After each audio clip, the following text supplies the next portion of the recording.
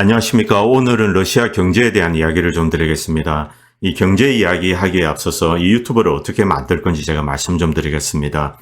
이 유튜브에서는 공식적으로 이 전쟁 관련된 머티리얼을 면밀히 들여다본다고 합니다.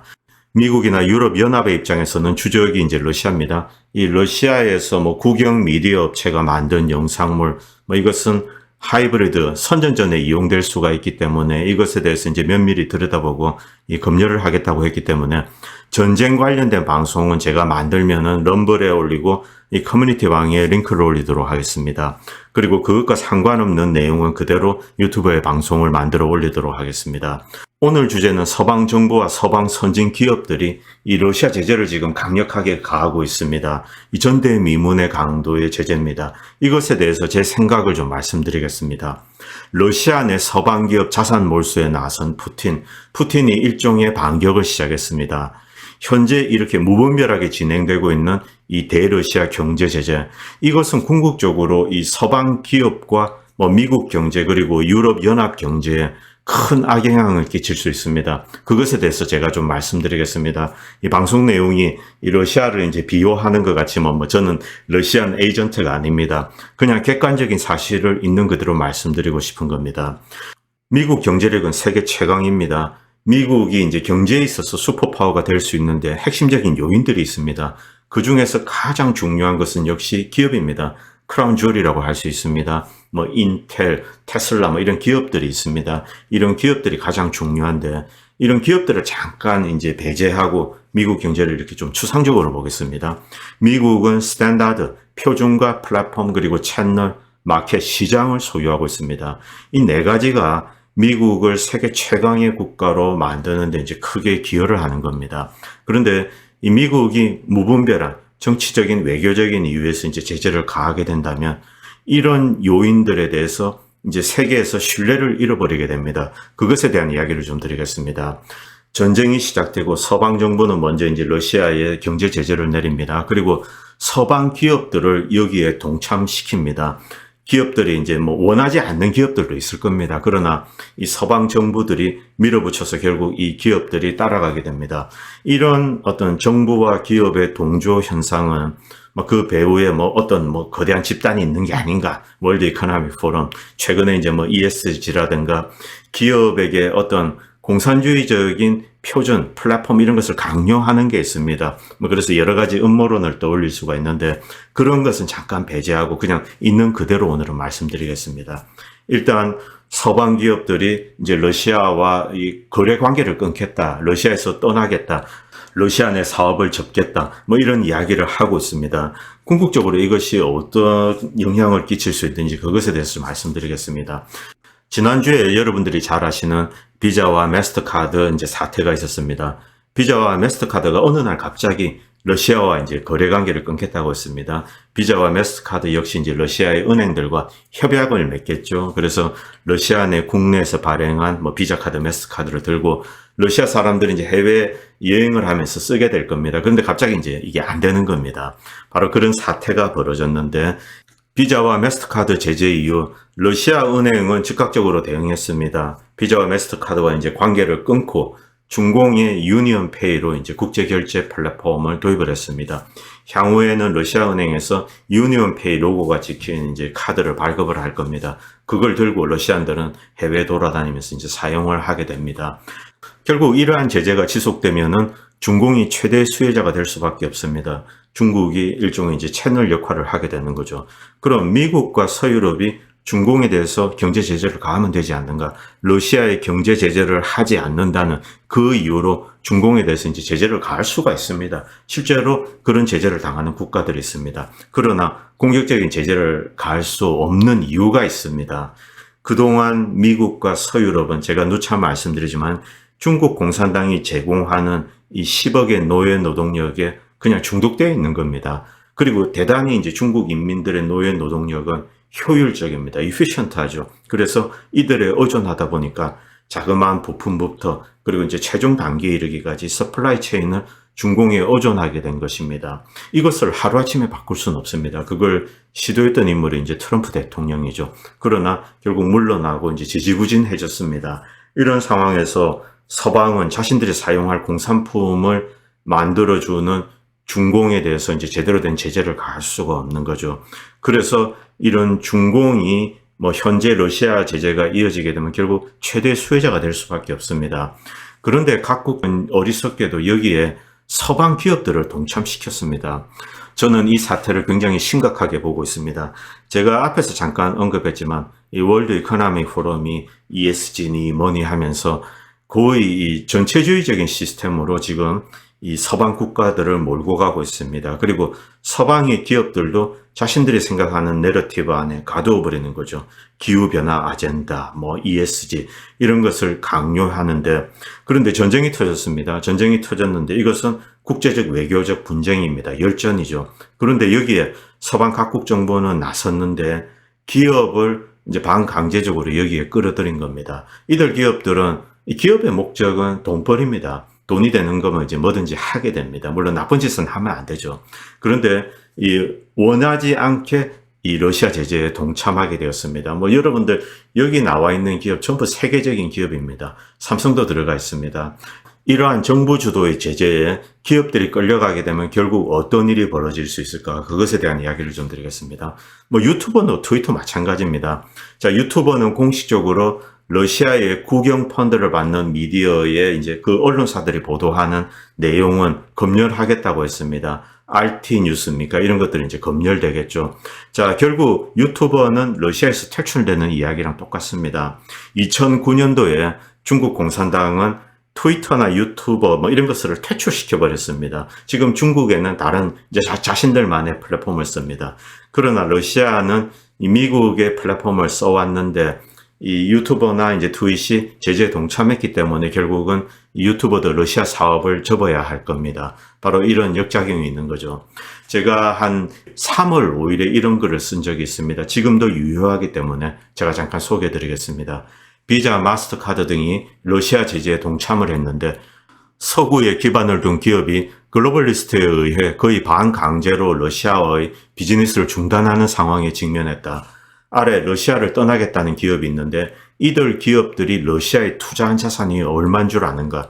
전대미문의 사태지만 이 서방의 네오리버럴의 발악인지 혹은 이제 우리가 모르는 새로운 플랜이 있는지는 알 수 없지만 이런 모든 행동을 추후 다양한 대가를 치르게 된다.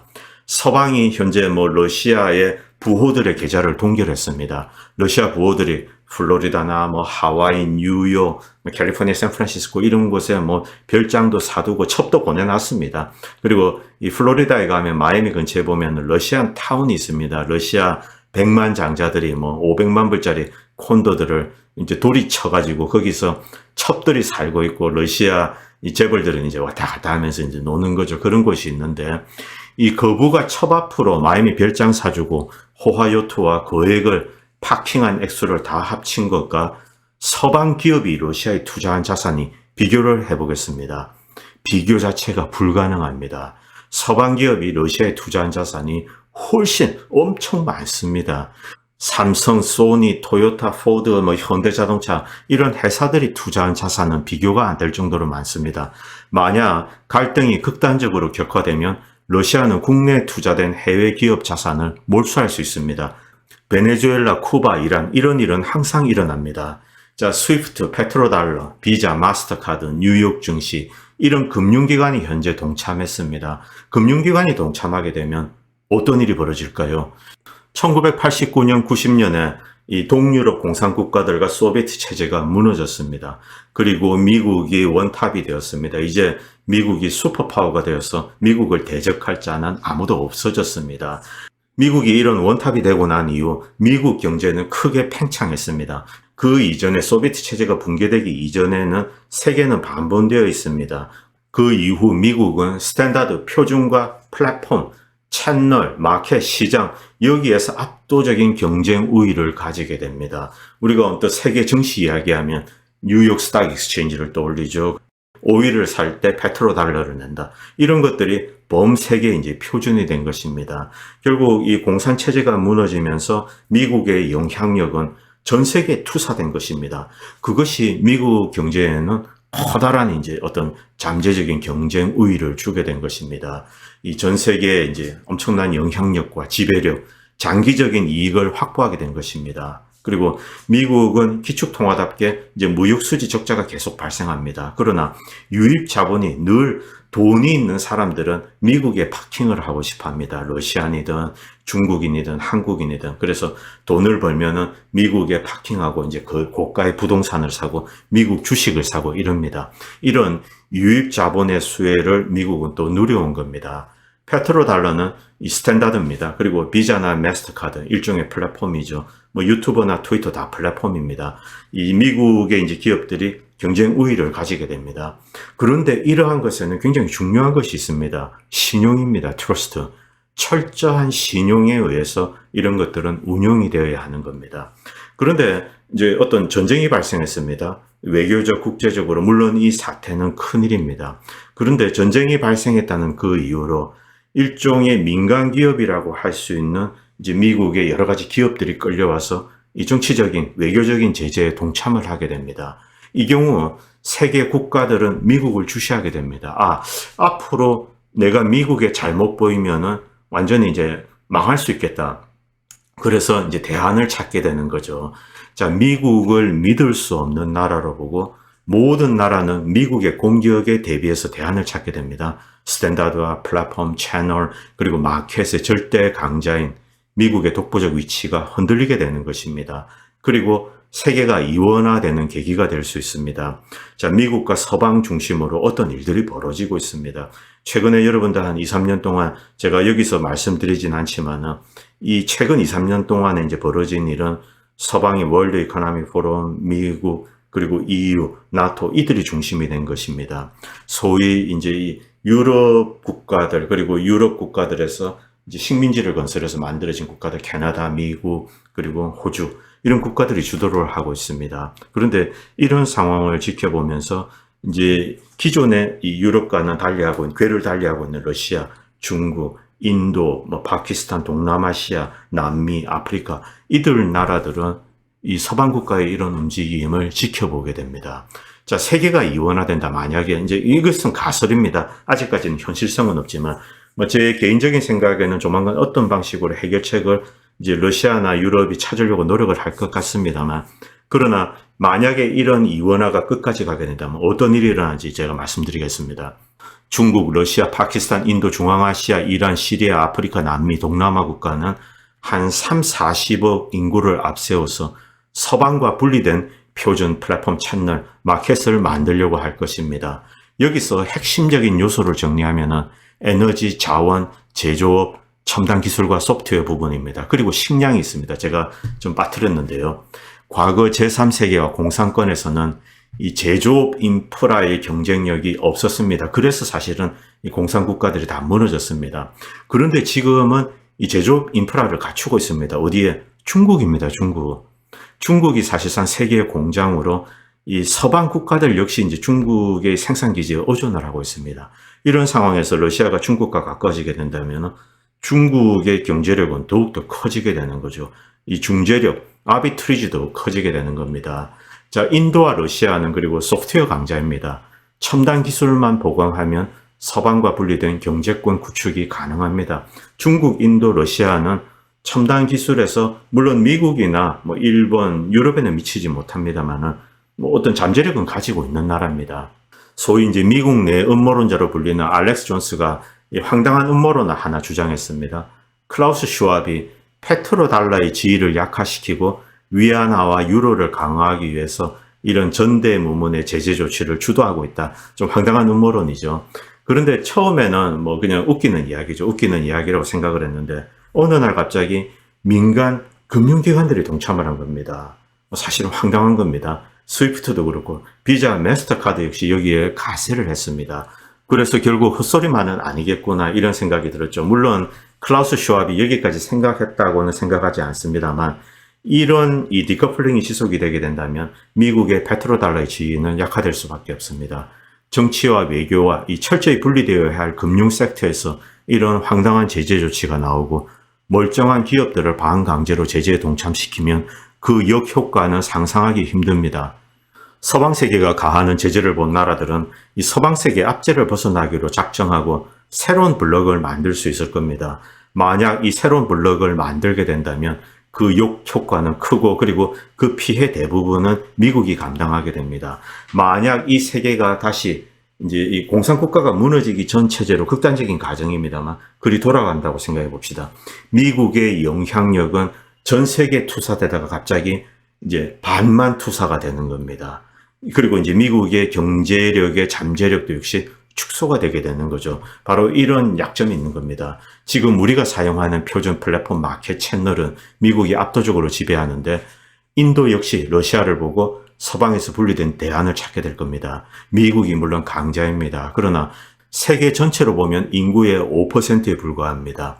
그런데 이제 GDP는 세계 전체의 규모에 비해서 한 22% 정도 차지한다. 뭐 이것에 대해서는 좀 논쟁이 있습니다. 더 크게 계산하는 쪽도 있고 더 낮게 계산하는 쪽도 있습니다. 이 정도 잡고 말씀드리겠습니다.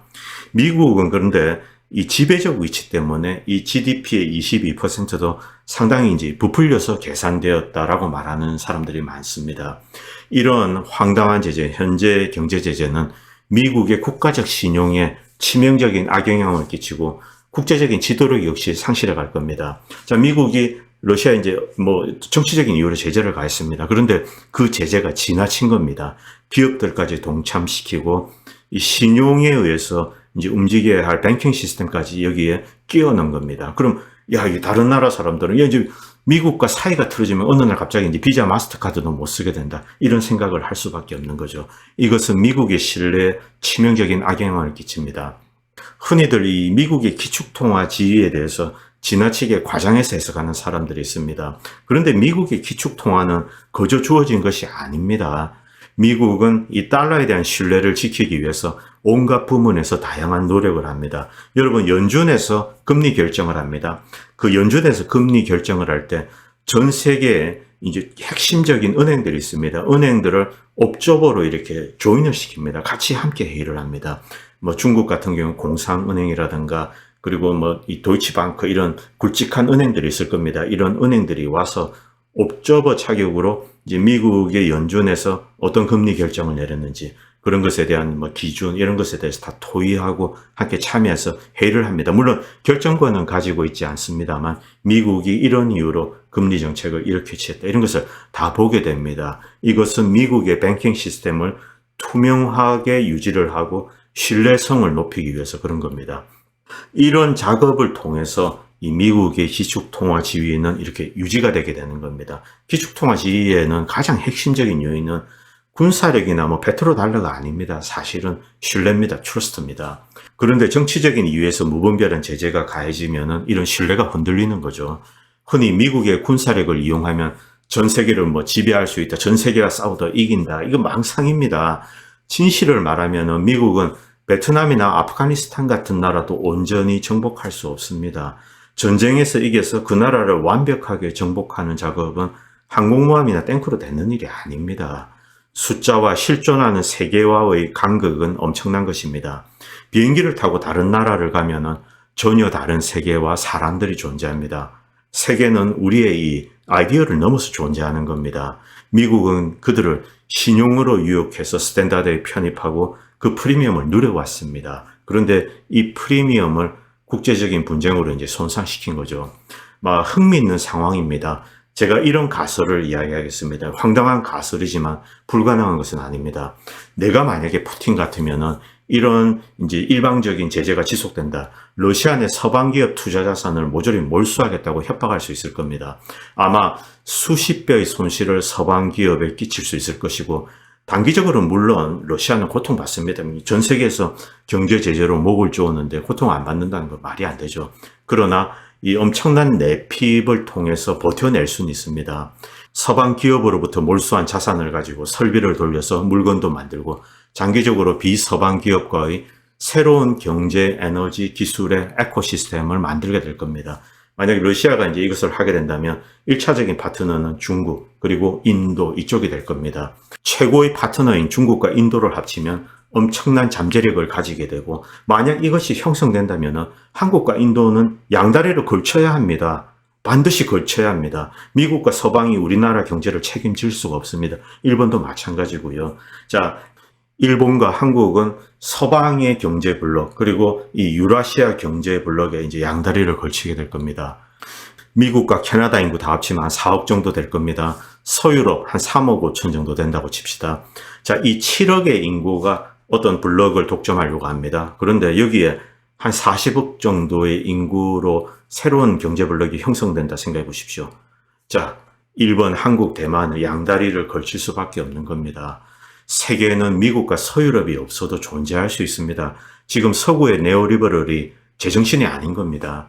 알렉스 존스 미국의 음모론자입니다. 이런 조치를 통해서 클라우스 슈왑이 미국을 누르고 중국을 강자로 만들려고 한다. 이제 이런 황당한 음모론을 이야기합니다. 자, 러시아가 고립이 되면은 중국의 중재력은 폭증하게 되고 인도 역시 이 블록에 조인할 가능성이 대단히 높습니다. 물론 처음에는 양다리를 걸치게 될 겁니다. 더 큰 시장, 노동력, 영토와 에너지가 있는 겁니다. 물론 이것은 소설입니다. 엉뚱한 헛소리하고 있다, 소설 쓰고 있다 이렇게 욕을 하지 마시고 극단적인 상황을 제가 가정해서 말씀드린 겁니다. 자, 글로벌 엘리트들이 지금 코디네이트 되어서 움직이고 있습니다. 먼저 서방 정부가 나섭니다. 그리고 서방 기업들을 반강제로 러시아 제재에 동참을 시킵니다. 이와 유사한 사건은 우리가 목격했습니다. 언제? 코땡땡 때 목격을 했습니다. 굉장히 이상한 시절이었죠. 자, 글로벌리스트들이 지금 새로운 형태의 이상한 짓을 하고 있습니다. 제가 봤을 때는 이거는 자해행위입니다. 제가 미국에 보면서 미국인들에게 참 어리석은 게 미국인들이 일단 세상 물정에 대해서 잘 모릅니다. 왜냐하면 미국이라는 것 자체가 크고 미국 내에 이제 이렇게 경제 시스템이 잘 되어 있기 때문에 굳이 외국과의 거래가 필요 없는 기업들이 많습니다. 그래서 미국인들이 세상 돌아가는 걸 잘 모릅니다. 저 바깥에서 전쟁이 터지고 이래도 쟤들 왜 저래? 그러고 이제 낄낄거리고 술 마시고 풋볼 보는 겁니다. 한국처럼 예민하게 대응하진 않습니다. 자, 이 미국인들이 어찌 보면 굉장히 어리석은데, 자, 이것은 어제 기사입니다. 월스트리트저널 기사인데, 이 푸틴이 드디어 이제 경고를 했습니다. 만약 서방 기업들이 러시아를 탈출하겠다, 비즈니스를 끊고 탈출하겠다면 서방 기업들이 이 러시아 내에 투자한 자산들, 공장도 있을 거고, 은행 안에 보면 돈도 있을 겁니다. 이것을 몰수할 수도 있다. 이렇게 경고를 했습니다. 이 푸틴은 이들 서방 기업들의 자산을 이제 국유화하는 거죠. 몰수입니다. 몰수. 국유화라는 표현은 좀 그렇고요. 노골적으로 이제 경고를 하는 겁니다. 그래서 서방 기업들에게 함부로 제재하지 마라. 지금 이 서방 정부나 서방 기업이 가한 제재 그리고 러시아와의 단절은 전대미문입니다. 거의 우리가 마치 두 세계가 있다가 한 세계에서 어떤 볼셰비키 혁명이 일어난 겁니다. 그래서 그 세계랑 완전히 단절한다. 철의 장막을 두르겠다. 그 사태랑 유사하다고 보시면 됩니다. 전대미문의 사태인데 물론 저는 이 정치 지도자나 기업인들이 그렇게 어리석다고 생각하지 않습니다. 조만간에 저것끼리 만나서 지금은 치고받고 해도 하하호호 할 수 있겠죠. 그러나 이런 상황이 만약에 지속되게 된다면 궁극적으로 가장 큰 손실을 입게 되는 것은 서방 국가 그리고 서방 기업이라고 생각합니다. 왜? 이 서방 선진국보다 이 잠재력이 더 큰 시장, 더 많은 인구를 가지고 있는 아시아존이 있습니다.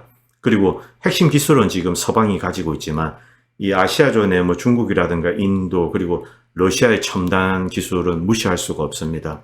미국은 이 세계의 독재자가 아닙니다. 그 미국의 한계를 여러분들은 정면에서 목격하셔야 합니다. 자, 어쨌든 푸틴은 이런 결정을 내렸습니다. 잠깐 보시도록 하겠습니다. 이 우크라이나 침공에 대해서 이제 서방이 가한 제재에 대해서 지금 서방 기업들은 단절을 하고 이제 러시아에서 철수하겠다 이런 이야기를 했습니다.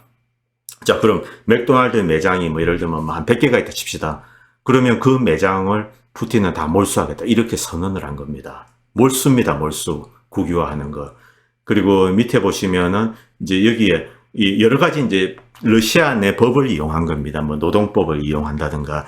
자, 노동자들이 얼마 이상인데 강제로 이제 폐업을 하고 나간다. 그러면 노동법 이제 자의적으로 해석을 하겠죠. 그런 어떤 러시아 내 법 해석, 그게 이제 러시아 사법부가 판단할 일입니다.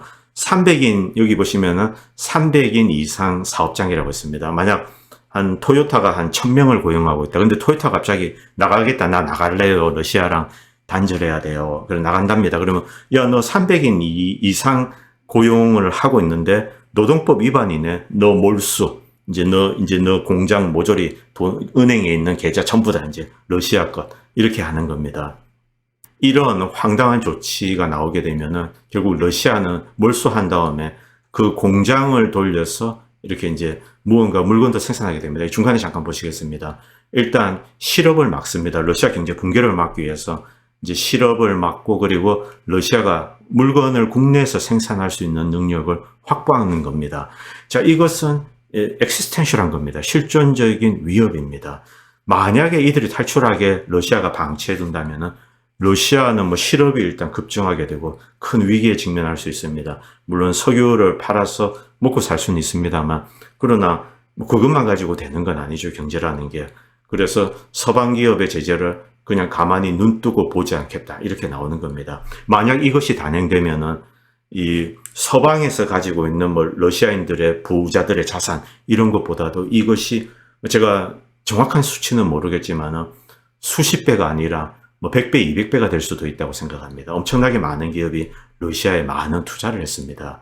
자, 그리고 향후에 이 경제 관련된 내용을 한 세 가지로 나눠서 이야기하겠습니다. 이것은 이제 러시아 전쟁 관련된 이야기입니다. 첫 번째는 많은 사람들이 이 셰일가스가 러시아 천연가스를 이제 대체할 수 있다. 그래서 미국에서 셰일가스를 이용해서 뭐 생산을 해서 유럽에 보내면 된다, 이런 이야기를 하시는 분들이 있는데, 제가 그 실상을 좀 말씀드리겠습니다. 이것은 별도의 방송에서 만들고요.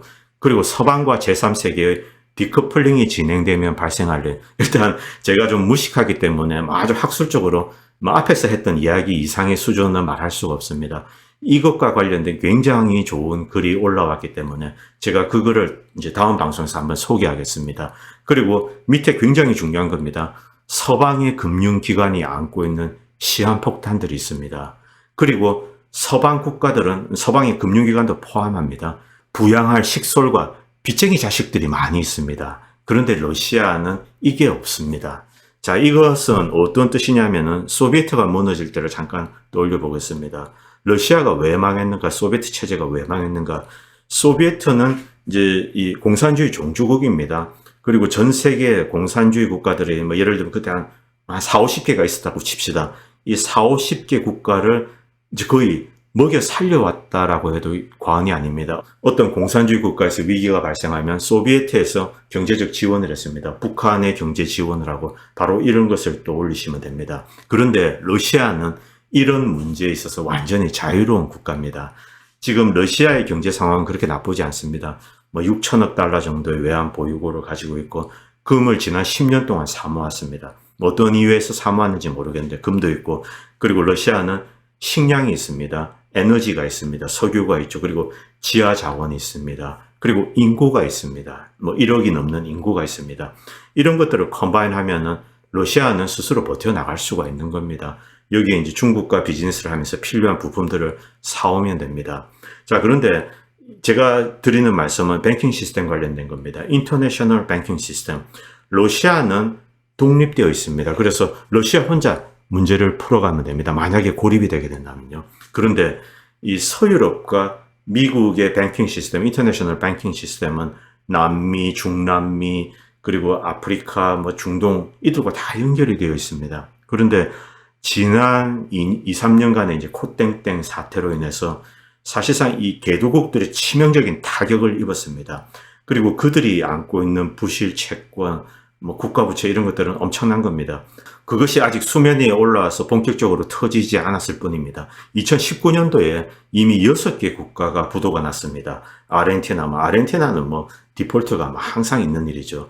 자, 6개국들이 디폴트가 났고, 현재 이 코땡땡 상황의 여파가 이제 2년 동안 지속이 되어 있기 때문에 내년 뭐 올 하반기부터 내년 초까지 수많은 아프리카의 소국이라든가 뭐 중남미 이런 국가, 남미 국가 이런 데서 연쇄적인 국가 부도가 잇따를 겁니다. 그런데 이들 나라에 돈을 빌려준 나라들은 어딜까요?